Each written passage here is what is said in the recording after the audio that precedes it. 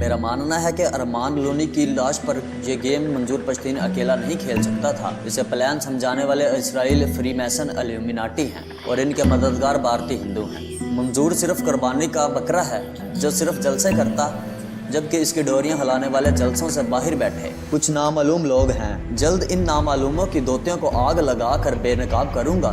منظور پشتین کو P T M کا لقمہ کس نے دیا؟ منظور پشتین کا جو نظریاتی لیڈر ہے وہ ہے محمود اچکزئی، اور یہ وہی محمود اچکزئی ہے جس کے بارے میں نواز شریف فخر سے کہتا رہا ہے کہ محمود اچکزئی میرا نظریاتی ساتھی ہے۔ یہ بھی یاد رہے پشتون تحفظ موومنٹ کا عروج بھی میاں نواز شریف کی دور وزارت عظمیٰ میں عین اس وقت ہوا جب نواز شریف کے خلاف جے آئی ٹی نے پوری دنیا سے ثبوت اکٹھے کر کے سپریم کورٹ میں جمع کروائے۔ اس جے آئی ٹی میں آئی ایس اے کا بندہ بھی شامل تھا۔ نون لیگ نے سپریم کورٹ میں جے آئی ٹی کی جانب سے ثبوت فراہم کرنے کے بعد یہی بیانیہ دیا تھا کہ نواز شریف کو مائنس کرنے والی آئی ایس آئی ہے۔ نون لیگ کے کانوں میں یہ بات دراصل ہندو مودی ڈالتا تھا کہ تمہیں بے نقاب کرنے اور کھڈے لائن لگانے والی آئی ایس آئی ہے، اس لیے میرے ساتھ مل کر آئی ایس آئی سے بدلہ لو۔ یاد رہے جے آئی ٹی کے فراہم کردہ ان ثبوتوں میں وہ جلد نمبر 10 بھی شامل تھا جسے سپریم کورٹ نے آج تک پبلک نہیں کیا، کیونکہ اس میں نواز شریف کے پوری دنیا بشمول اسرائیل اور انڈیا میں کاروبار اور ناجائز اثاثوں کی تفصیلات درج ہیں۔ یہ جلد نمبر 10 نواز شریف کی اپنی درخواست پر ہی پبلک نہیں کیا گیا، کیونکہ نواز شریف پاکستانی عوام کی نظروں میں ذلیل ہونے سے بچنا چاہتا تھا، لیکن نواز شریف کے دل میں آئی ایس آئی کے خلاف بغض بھر چکا تھا اور وہ اس کا بدلہ لینا چاہتا تھا۔ بھارت اس کے ساتھ تھا۔ ایل او سی پر بھارت روز فائرنگ کر کے فوج کو وہاں مصروف رکھتا تھا۔ ٹھیک انہی دنوں آئی ایس آئی سے بدلہ لینے کے لیے نواز شریف نے ہندوستانی ایجنٹ بزنس ٹائکون جندال سے مری میں خفیہ ملاقاتیں کی۔ ملاقاتوں کے بعد 2 اہم واقعات رونما ہوئے۔ پہلا واقعہ یہ ہوا کہ نواز شریف نے ریاست پاکستان کے خلاف جاتے ہوئے خاموشی سے بھارتی جاسوس کلبھوشن یادیو کو پھانسی سے بچانے کے لیے عالمی عدالت میں کیس چلانے کی منظوری دی، حالانکہ پورا پاکستان کلبھوشن کی پھانسی کا انتظار کر رہا تھا، کیونکہ ملٹری کورٹ اسے پھانسی سنا چکی تھی اور آرمی چیف نے ڈیتھ وارنٹ بھی دستخط کر دیے تھے، لیکن نواز شریف نے اسے بچا لیا۔ اور آرمی چیف نے ڈیتھ وارنٹ پر بھی دستخط کر دیے تھے، لیکن نواز شریف نے اسے بچا لیا۔ دوسرا واقعہ یہ ہوا کہ نواز شریف نے اپنے دیرینہ نظریاتی ساتھی محمود اچکزئی کے ذریعے پشتون تحفظ موومنٹ کو فری ہینڈ دے کر پورے ملک میں انہیں پاک آرمی اور آئی ایس آئی کے خلاف نعرے بازی کرنے کی خاموش حمایت سے نوازا گیا، تاکہ آئی ایس آئی سے اور فوج سے سپریم کورٹ میں ثبوت جمع کروانے کا بدلہ لے سکے۔ انہی دنوں اچانک اسرائیلی وزیر اعظم نیتن یاہو بھارتی دورے پر انڈیا آتا ہے۔ یہاں پاکستان سے اچانک محمود اچکزئی غائب ہو جاتا ہے۔ بعد میں پتہ چلا کہ محمود اچکزئی نے انڈیا کی فلائٹ پکڑی تھی اور بھارت جا کر خاموشی سے اسرائیلی وزیر اعظم نیتن یاہو سے ملاقات کر کے آیا ہے۔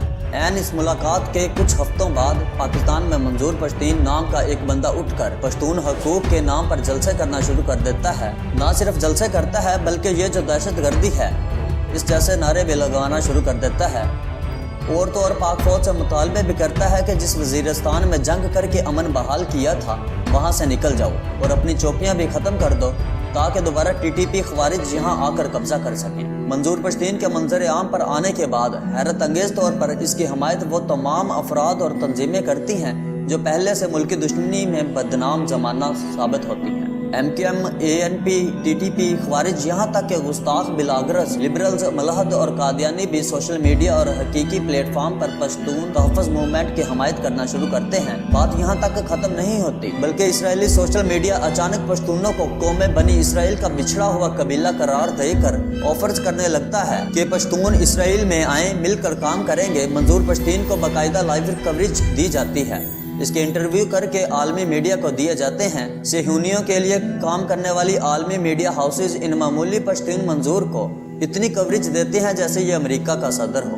بڑے بڑے اخبارات اور رسائل میں پورے صفحے چھپوائے جاتے ہیں تاکہ اس تحریک کو کامیاب کر کے پاکستان کو توڑا جا سکے۔ یہ بھی یاد رہے پشتون تحفظ موومنٹ کے منظر عام پر آنے سے پہلے امریکی فوج کا جنرل افغانستان آتا ہے اور وہاں بیٹھ کر پاکستان کو دھمکی دے کر کہتا ہے کہ اگر پاکستان نے افغان طالبان کو کچلنے میں ہماری مدد نہیں کی تو پاکستان کو اپنے کچھ علاقے کھونے پڑیں گے۔ کچھ علاقے کھونے پر اس نے یہ نہیں بتایا کہ کون سے علاقے کھونے سے ڈرایا جا رہا ہے۔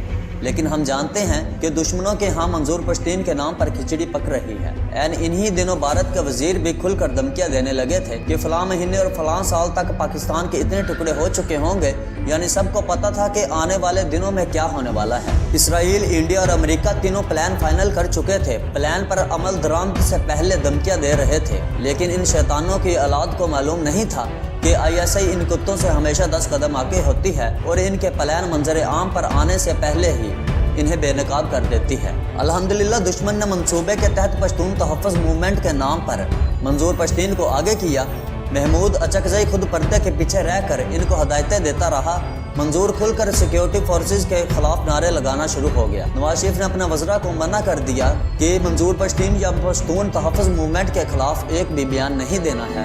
آپ نواز شریف کے آخری مہینے کھنگال کر کے دیکھ لیں، آپ کو اس کا یا اس کے وزراء و مشراء میں سے کسی کا بھی منظور پشتین کے خلاف کوئی ایک بیان بھی نہیں ملے گا۔ منظور پشتین کو اگر کوئی جواب دیتا رہا تو وہ DG ISPR major general Asif Ghafoor تھے۔ جواب دینا تو وزیر دفاع اور وزیر اعظم کو بنتا تھا، لیکن چونکہ یہ سب اسرائیل، انڈیا اور امریکی پلان کے سہولت کار تھے، اس لیے یہ مکمل خاموش تھے تاکہ پاک فوج اور ISI چاروں اطراف سے پھنس کر مدد کے لیے نواز شریف کے قدموں میں گرے اور یوں نواز شریف GIT رپورٹ اور سپریم کورٹ سے نااہلی سے بچ سکے۔ لیکن نواز شریف بھی نہیں جانتا تھا کہ تمہارا پالا دنیا کی نمبر 1 ایجنسی ISI سے پڑا تھا۔ آج آپ دیکھ لیں نواز شریف اور اس کی بیٹی ماضی کا قصہ بن چکے۔ ISI نے منظور کو بھی بے نقاب کر دیا، جبکہ افغان طالبان کی حمایت بھی جاری رکھتے ہوئے امریکی دہشت گردوں کو افغانستان میں بھی ناکو چنے چبوائے اور باقی رہا انڈیا۔ تو اس میں جعلی سرجیکل سٹرائک سے زیادہ ہمت نہیں ہوتی۔ جس دن ہمت کرے گا تو پھر ہر طرف لبیک غزوہ ہند کے نعروں کی صدائیں بلند ہوں گے۔ ہم اسرائیل، امریکہ اور بھارت کو بتانا چاہتے ہیں کہ تم چاہے جو بھی پلان بناؤ، ہماری نمبر 1 ISI تمہارے تمام پلان خاک میں ملانے کے لیے ہر وقت تیار رہتی ہے۔ معزز خواتین و حضرات، ہمیں معلوم ہے کہ ان کے ٹٹو ہمیں کمنٹ باکس میں گالیاں دیں گے، لیکن ان گالیوں کا ہم پر کوئی اثر نہیں ہوتا اور نہ ہی ان کے کہنے سے کچھ بدل سکتا ہے۔ جو حقیقت ہے وہ حقیقت ہے۔ ہمارے چینل H ڈسکوری کو سبسکرائب کریں اور بیل آئیکن پر ضرور کلک کریں تاکہ ایسے آنے والی اور نئی ویڈیوز آپ تک بآسانی پہنچتی رہیں۔ شکریہ، اللہ حافظ۔